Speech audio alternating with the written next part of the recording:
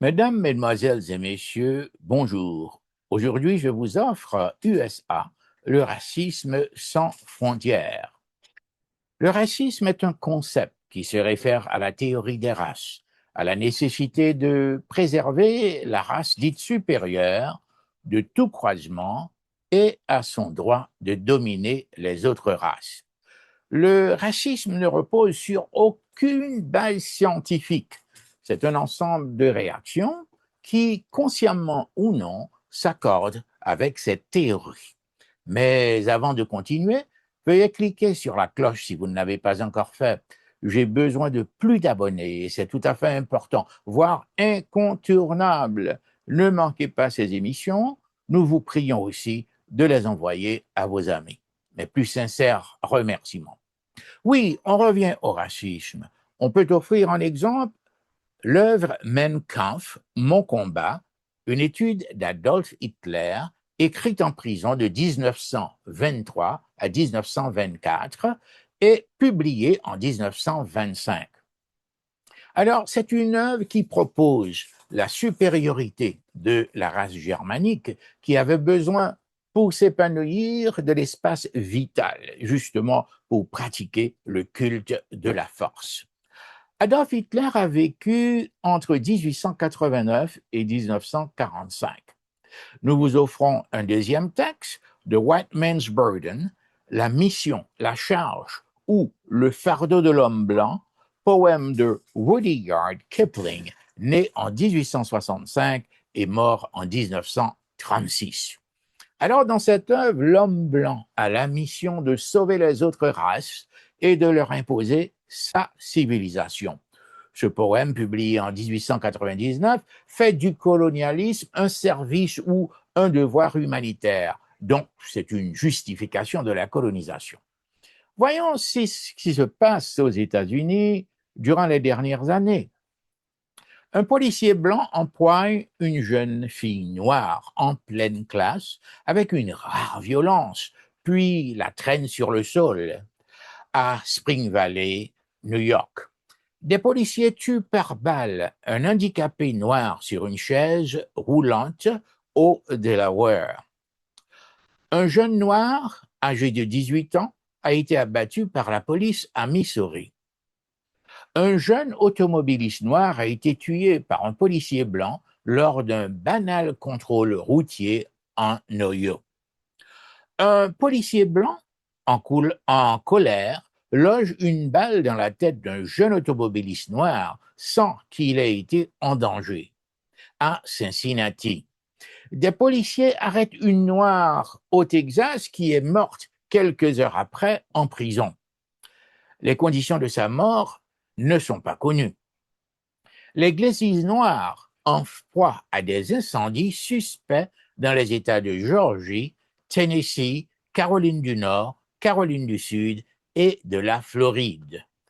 Un éminent professeur noir de l'université Harvard a été arrêté chez lui malgré ses papiers qui prouvaient son identité et son adresse au Massachusetts. Alors, ces titres qui ont fait la une dans les plus grands quotidiens américains confirment que les USA n'ont pas assez évolué pour atteindre le niveau de cette société post-raciale à laquelle on aspire depuis des années. Il faut surtout rappeler que l'esclavage a joué un rôle archi important dans l'histoire de ce pays. La guerre de sécession de 1861 à 1865 a fait des milliers de victimes. Un président, le président Lincoln, a perdu la vie à la suite de cette tragédie en 1865. Le peuple américain, il faut le voir, n'a pas réussi une pleine et entière réconciliation. La présence de l'un entraîne la peur de l'autre, psychose qui subsiste pour n'avoir pas été suffisamment exorcisée. La Deuxième Guerre mondiale, celle de Corée, du Vietnam, les luttes et les affrontements au Moyen-Orient, les chocs en Irak, Afghanistan, contre le terrorisme international, sans exclure les invasions et occupations des républiques voisines en Amérique centrale et du Sud, et on finit par faire des États-Unis un gendarme du globe qui s'engage partout et même sur son territoire à l'intérieur de ses frontières. Les conflits américano-américains, illustrateurs de profondes contradictions internes au pays, n'ont pas su encore trouver de solution ni d'apaisement. Les problèmes de classe, la disparité qui se creuse entre le centre et la périphérie, la collectivité, les majorités et les minorités, la diversité états-unienne, il faut le dire, est mal gérée. La psyché est touchée, les agrégats de la collectivité demeurent dans leur hétérogénéité, une mosaïque hétéroclite. Voilà ce que c'est les États-Unis. On se parle et on se salue, mais on n'abandonne pas sa méfiance et on ne baisse jamais sa garde ni ses armes. On se jauge. La confrontation fait partie de l'avenir immédiat ou lointain. On ne sait pas encore comment identifier le futur catalyseur qui va causer l'embrasement, mais il viendra certainement. Il n'existe pas de cure de cette frustration collective qui tend à devenir permanente. Il faut reconnaître aussi que l'Amérique est en pleine crise de sinistrose. C'est une polarisation extrême qui divise cette terre-continent en créant un incroyable et douloureux schisme idéologique. Cet État apolitique minimaliste n'assume jamais ses énormes responsabilités sociales. Il préfère exprimer des velléités démissionnaires dans les domaines de l'éducation, de la santé, de la nutrition, de l'environnement et, bien sûr, des affaires sociales. Les vieillards, les femmes et voire les enfants en ressentent la rigueur de cette politique conservatrice et réductionniste à tous les niveaux. L'existence de l'Amérique, il faut le comprendre, est perturbée d'une manière constante par une crise de leadership. L'efficacité gouvernementale, qui ne se renouvelle pas, demeure incapable de relever les inévitables défis auxquels la République doit faire face. De plus, les hommes, les femmes et les enfants de tout pays ont tendance à légitimer à leur insu le comportement outré de ceux qui siègent au sommet de la société. Les monarques, présidents, chefs de gouvernement, gouverneurs, tous ceux qui semblent surtout symboliser l'État, le gouvernement, une ville ou une importante institution qu'ils dirigent. Les dérapages racistes ne se limitent pas aux hommes, aux femmes, aux vieillards, aux enfants et ni non plus aux frontières de certains États ou villes des USA. Il semblerait même que les progrès de cohésion et d'ordre social réalisés après de si longues années de lutte pour les droits civils s'effriteraient dans cette douloureuse conjoncture états-unienne.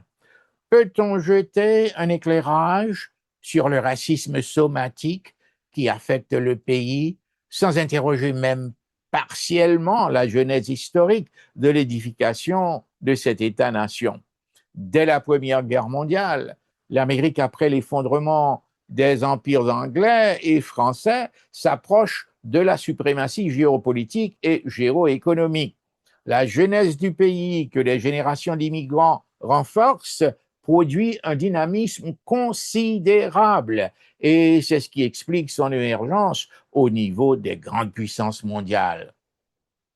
Même si la Grande Dépression de 1920-1930 ralentit son ascension, le pays parvient, après la Deuxième Guerre mondiale, à atteindre le statut de l'incontestable superpuissance militaire et économique du monde. Si l'adoption de la primauté du dollar comme monnaie d'échange de référence mondiale étalonnée sur l'or lui a apporté une indéniable consécration, pour devenir la plus grande puissance économique, l'implosion de l'Union soviétique dans les années 80 lui permettra d'achever son statut d'hyperpuissance militaire du monde. Donc, en 2018, le président des États-Unis s'appelait Donald Trump. L'électorat avait fait son choix. Il devait assumer ses responsabilités citoyennes. Si le choc paralysant de cette préférence demeurait après une année et que les plus fins analystes s'arrachaient encore les cheveux pour l'expliquer, c'est parce que les vagues de suspicion qui déferlaient au cours des enquêtes sur la campagne 2016-2017 du camp Trump dépassaient les bornes libres de l'imagination. Il fallait sans doute croire ceux qui annonçaient leur appartenance raciste, surtout dans une société qui a connu l'esclavage. Trump n'a jamais fait de véritable désaveu de son credo. Ses déclarations les plus solennelles ne transcendaient même pas le seuil verbal. On savait qu'on pouvait discontinuer et même criminaliser des pratiques sociétales qui avaient gagné une sorte d'historicité. Mais leurs répercussions sur la mentalité collective et le traumatisme qui les accompagnait semblaient vouloir s'enraciner pour rebondir et réapparaître dans toute leur acuité et nocivité au moment de crise.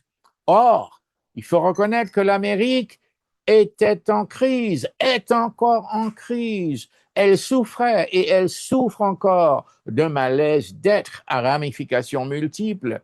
Les symptômes de son mal persistaient et persistent encore. Chute du pouvoir d'achat, endettement faramineux, déficit de la balance des paiements, une montée en flèche du chauvinisme, islamophobe en particulier. Bref, le marasme continue en dépit des regains récents de profit à Wall Street et des promesses. Et comme toute collectivité en mal d'être, elle se cherche des boucs émissaires, s'invente des démons imaginaires. Tantôt, elle jette le blâme de son calvaire sur l'émergence du géant chinois qui aggrave son déficit, l'Inde qui lui vole son capital en accentuant la délocalisation de ses multinationales, la main-d'œuvre mexicaine qui inonde le marché du travail, l'islam qui l'inquiète trop, le malaise américain est cité, c'est un très bon livre. Mais du côté des journaux, le Washington Post a relevé minutieusement depuis des années les affabulations et tous les excès qui ont établi l'ère du règne de la mythomanie en politique, le climat idéologique du pays en dégradant, dénigrant et ou déshumanisant les migrants, les adversaires, les opposants dans toutes les campagnes d'ordre politique. Durant les dernières années, on n'a jamais vu autant de parades du Ku Klux Klan, de manifestations de groupes néo-nazis, de groupuscules racistes et des membres de la suprématie blanche dans les rues de l'Amérique. Le Centre d'études de la haine et de l'extrémisme de l'Université d'État de Californie rapporte l'existence d'une vague de crimes haineux qui ciblent des personnes selon leur origine, leur couleur de peau, leur religion, leur sexualité ou leur handicap. Alors, cette atmosphère invite ou renvoie à un retour au passé et à la fameuse chasse aux sorcières des années 50. L'oppression des minoritaires sans défense par un État fort, inique et impitoyable. America was great. Il n'était plus permis d'en douter. Le New York Times venait aussi de relever, de publier aussi une interminable liste de discours et d'actions racistes ayant lieu aux États-Unis, en accusant les Haïtiens de porteurs de sida et que Haïti, le Salvador et les pays africains étaient comparables à des fosses d'aisance. On ne fait que reprendre le procès anthropologique intenté en Haïti depuis sa décolonisation et son indépendance pour l'étendre aussi aux pays d'Afrique. Que le monde international, les alliés de l'Amérique, 54 pays d'Afrique et les Nations Unies aient condamné la politique d'immigration injuste et raciste des administrations américaines, cela n'a provoqué aucune réaction.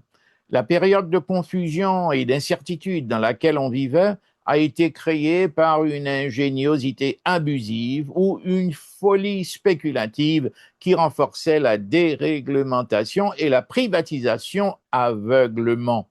Donc, si les grilles d'analyse prédisaient avec une étonnante efficacité la faillite de la politique économique du laisser-faire ou de la main invisible, alors cette philosophie de gestion s'est avérée chaotique pour avoir adopté une approche totalement irrationnelle.